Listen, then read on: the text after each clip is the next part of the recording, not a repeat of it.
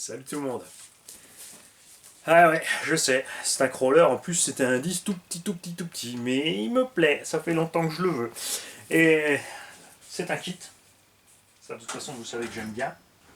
Je préfère largement le kit à tout le reste. Alors on va ouvrir ce kit, vous n'allez pas avoir à grand chose, hein, parce que ça va juste être des sachets, mais il y en a que ça intéresse. Et moi, la seule chose qui m'intéresse en fait, c'est je veux toucher les poètes. Et je vais voir un peu la taille de tout ça.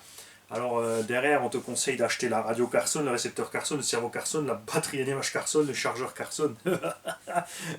Non, vous pouvez la garder, c'est pas un problème. Gardez-moi tout ça. Carson, non merci. C'est comme chez nous en France, comme tu as tes deuxièmes portables exclusifs, c'est tes deuxièmes sites, tes deuxièmes ça, blablabla. Hein, mais non, t'es pas obligé. Prends-toi le kit et après fais-toi plaisir avec l'électronique qui va dessus. On va voir aussi tout ce qui est fourni avec ce petit kit.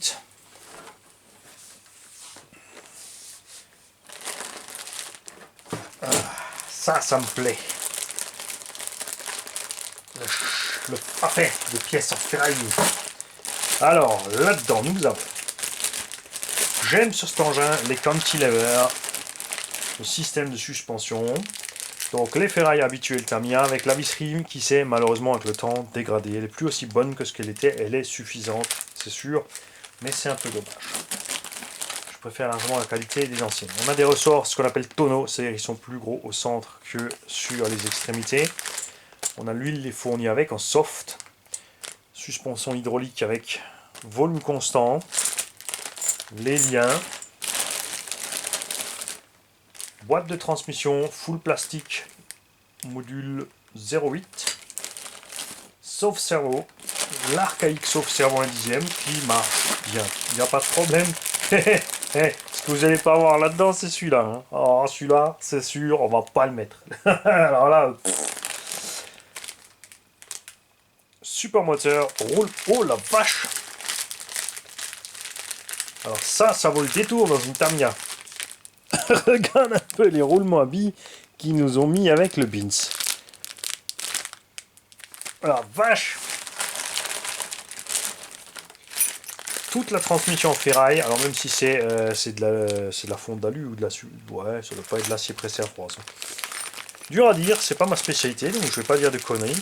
C'est de la ferraille et c'est tout.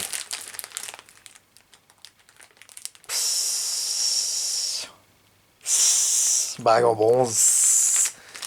Alors ça,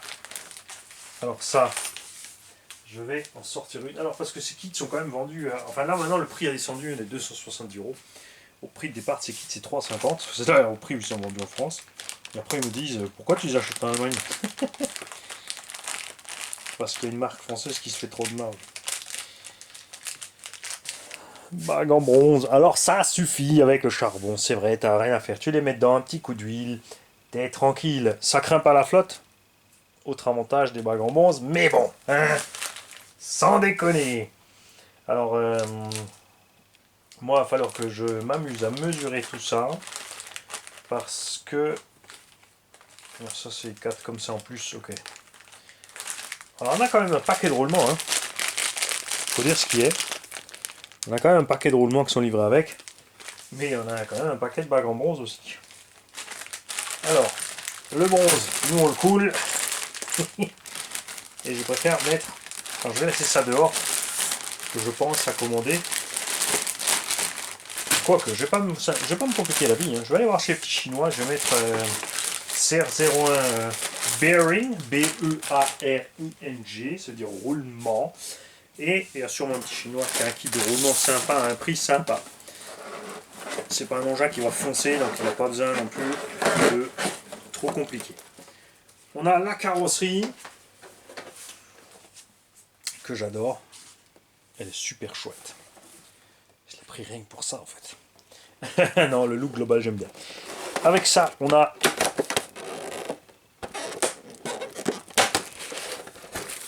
les pièces plastiques des ponts, fusée, chape, tout ça, pièces de direction,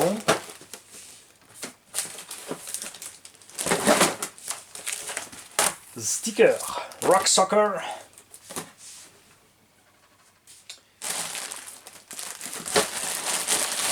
Ils sont bien sympas aussi. Et là, nous avons le pare-choc qui paraît démesuré pour un petit engin de cette taille. J'aime beaucoup. Les amortos plastiques Tamiya CVA. Font le taf, pas besoin de monter les alus. Les éléments de châssis, de suspension, de renvoi. Bac lipo. Longeron de châssis aluminium. Jantes bedlock. Il y a vraiment des bedlocks là-dessus. Ça veut dire qu'on va pouvoir lester. Tranquillou. And the pneumatique. Ouais, je vous en montrerai pas plus. On fera ça quand on fera le montage du kit. Chez Tamiya, notice claire et limpide comme toujours. Diff à 3 satellites. Suffit dans ces petits engins, pas de problème. Ces diffs sont bloquables. Il y aura une petite manip à faire manuelle sur le pont pour aller les bloquer. Et c'est ce que je vais pas faire. Moi, je vais mettre de l'huile silicone très épaisse là-dedans. Donc, ils seront. Donc, à basse vitesse, le véhicule sera peut-être pas super maniable. Enfin, je vais voir ce que je mets au niveau de dureté d'huile. Après, ça reste des petits pignons. Donc, il faudra tester. On commencera peut-être par 100 000 ou 200 000 pour voir ce qui se passe. Ça suffira large pour bien crapahuter. Ça n'a pas besoin d'être bloqué. Et on pourra toujours, le cas échéant, le bloquer manuellement. Si besoin. Suspension avec 4 lignes de pont avant et arrière. Et donc ici les cantilever. Dans l'amorto qui est monté à l'envers, réservoir d'huile vers le bas, sur le renvoi d'angle, ici le ressort. Réduction planétaire au centre, tiens, c'est pour ça qu'il y a autant de roulement avec. Ça j'aime bien les réductions planétaires, c'est solide. C'est solide. Il y avait un super truc Kyosho, un crawler Kyosho qui avait une vis sans fin qui arrivait sur le planétaire principal. Donc l'engin était relié directement par ce que tu faisais au moteur, la transmission le faisait. Ça se bloquait net immédiatement.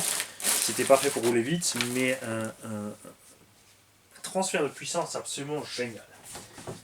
C'est dommage, une fois de plus, Kyosho a arrêté la fabrication au lieu d'exploiter ça et de le mettre au goût du jour, parce qu'il y a de quoi faire avec ce petit engin.